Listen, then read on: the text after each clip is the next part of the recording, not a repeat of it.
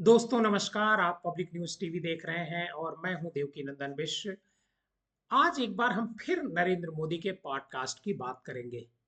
नरेंद्र मोदी ने करीब 3 घंटे से ज्यादा का वक्त एक पॉडकास्टर को दिया और उन्होंने पॉडकास्ट रिकॉर्ड किया और पॉडकास्ट रिकॉर्ड करने के बाद हर तरफ आज की तारीख में वो वायरल है।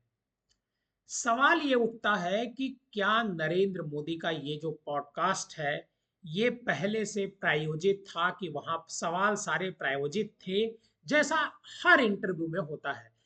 नरेंद्र मोदी का इंटरव्यू अक्षय कुमार ने लिया, तब भी वो बड़े दिलचस्प टाइप के सवाल पूछ रहे थे उनके निजी जीवन पर। और लेक्स फ्रिडमैन जो पॉडकास्ट रिकॉर्ड किए, करीब 3 घंटे तक वो बात किए नरेंद्र मोदी से। और इस रिकॉर्डिंग में भी, इस बातचीत में भी जो अंदाज था, एक तरीके के से ऐसा कहा जाएगा कि मोदी जी क्लेरिफिकेशन दे रहे हैं।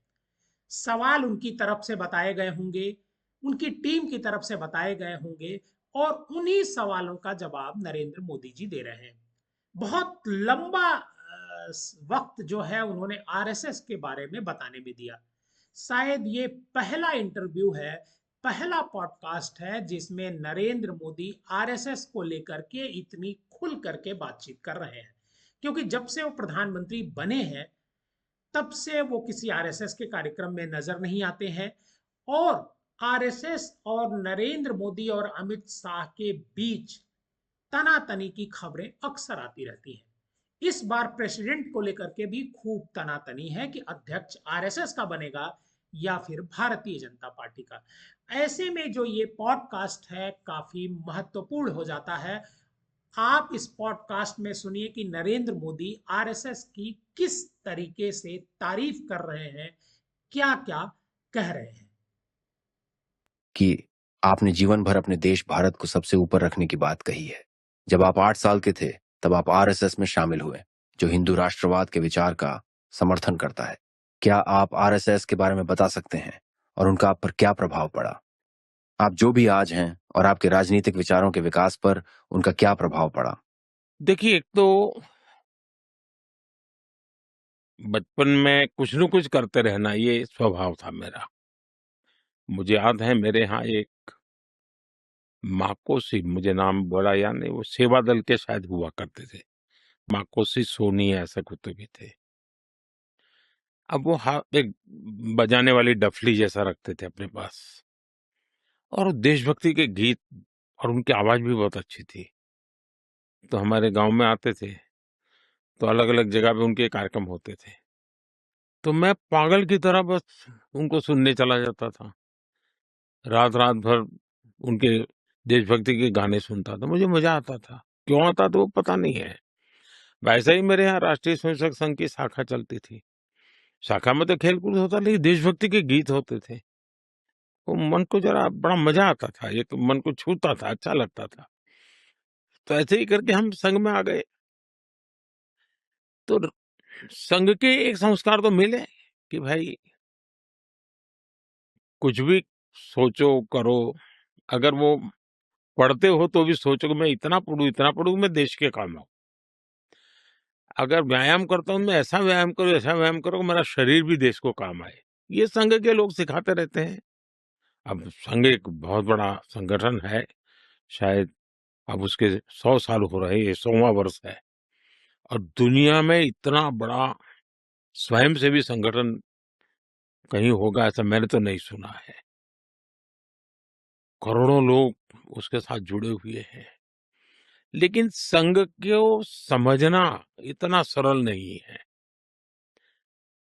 संघ के काम को समझने का प्रयास करना चाहिए और संघ स्वयं तो एक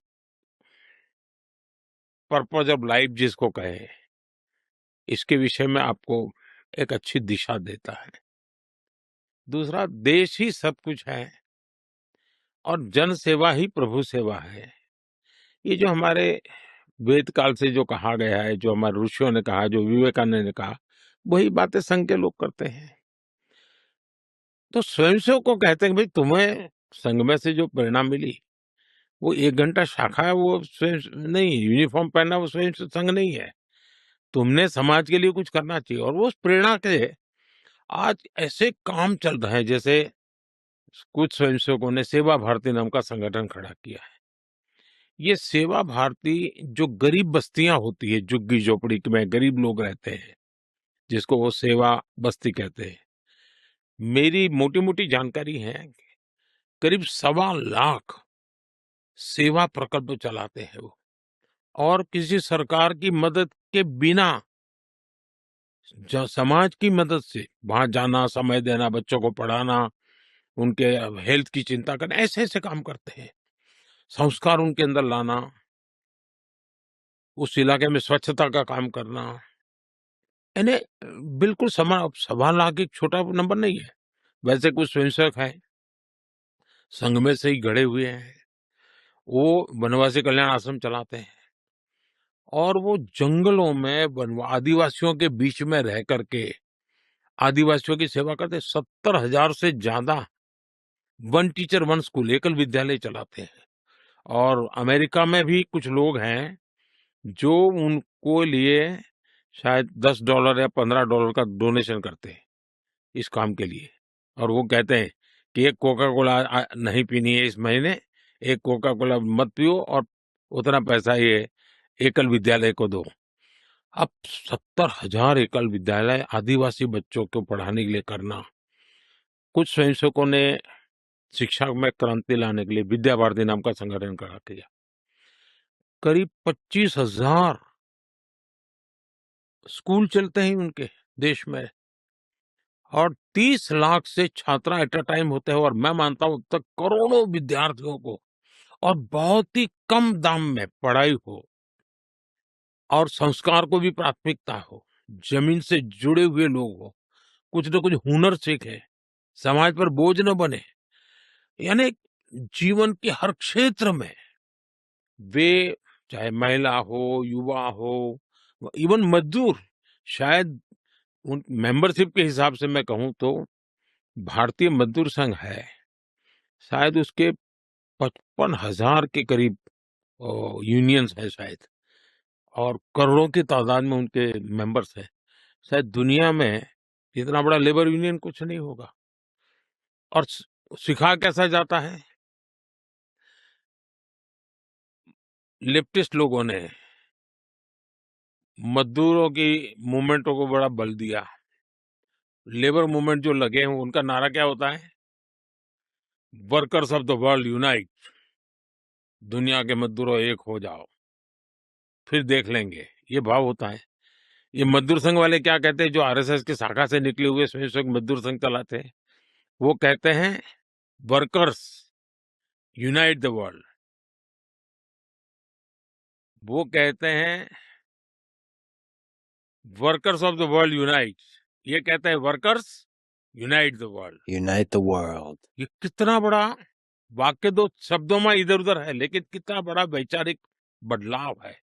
ये संघ की शाखा से निकले हुए लोग अपनी रुचि, प्रकृति, प्रवृत्ति के अनुसार जब काम करते हैं, तो इस प्रकार के गतिविधियों को बल देते हैं।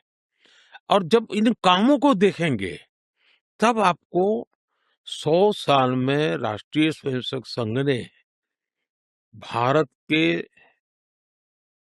सारे चकाचौंध दुनिया से दूर रहते हुए एक साधक की तरह समर्पित भाव से, तो मेरा ये सौभाग्य रहा कि ऐसे पवित्र संगठन से मुझे संस्कार मिले जीवन।